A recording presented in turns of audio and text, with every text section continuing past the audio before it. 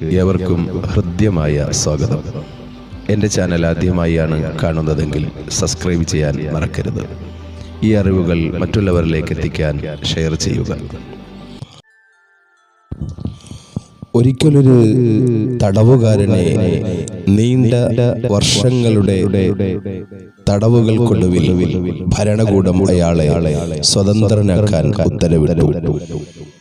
ഭടന്മാരയാളെ തടവറയുടെ കുരുട്ടിൽ നിന്നും പുറത്തേക്ക് കൊണ്ടുവന്നു. പുറം ലോകത്തിലെ വെളിച്ചം അയാൾക്ക് സഹിക്കാനായില്ല.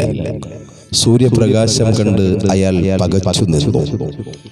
ആകാശത്തിന്റെ നീലിമകൾ അയാളെ പരിഭ്രാന്തനാക്കി.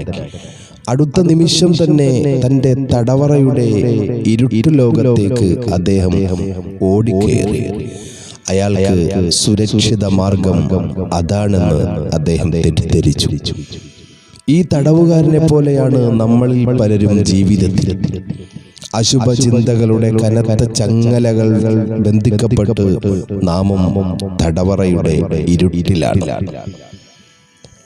ആ ചങ്ങല പൊട്ടിച്ചെറിയുവാനുള്ള വഴികൾ ആരു പറഞ്ഞു തന്നാലും അത് നാം ഏറ്റെടുക്കുവാനോ മനസ്സിലാക്കുവാനോ തയ്യാറല്ല.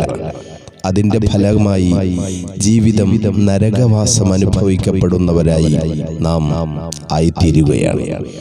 പ്രവാചകൻ അരുളിയിട്ടുണ്ടല്ലോ, സ്വയം പരിവർത്തനം ചെയ്യുവാൻ നാം തുടങ്ങുന്നതുവരെ സർവശക്തനായ ദൈവം നമ്മളിൽ ഒരു മാറ്റവും വരുത്തുകയില്ല.